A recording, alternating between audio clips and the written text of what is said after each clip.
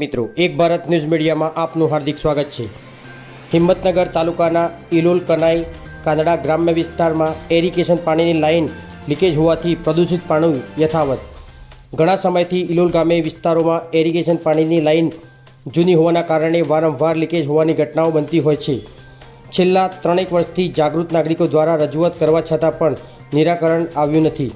પાણીની line leakage હોવાથી પ્રદૂષિત પાણી આવી રહ્યું છે। મળતી માહિતી અનુસાર ટૂંક સમય પહેલાં નવી લાઇન નાખવાનું કામ ચાલુ કરવામાં આવ્યું હતું, પણ 3 માસથી આ કામ બંધ છે, જેથી બીજા રાજ્યોમાં ચૂંટણી હોય અહીંયા આચારસંહિતા લાગી છે તેવું લોકમુખે ચર્ચાઈ રહ્યું છે અને તંત્ર મજાક બની બેઠું છે। પાણીની સમસ્યાને લઈ ગ્રામજનો દ્વારા પાણી પુરવઠા વિભાગ સહિત આગેવાનો પાસે વારંવાર રજૂઆતો કરવા છતાં કોઈ પરિણામ મળતું નથી। જલ હી જીવન સૂત્ર ભૂલી પાણી પુરવઠા વિભાગ અને અન્ય વિભાગો ગૂઢ નિદ્રામાં સૂતા હોય તેવા દ્રશ્ય હિંમતનગર તાલુકાના ઇલોલ ગામે જોવા મળ્યા છે। પાઇપલાઇન જૂની હોવાના કારણે એક પંચર બનાવે છે અને બીજું પંચર તૈયાર હોય છે।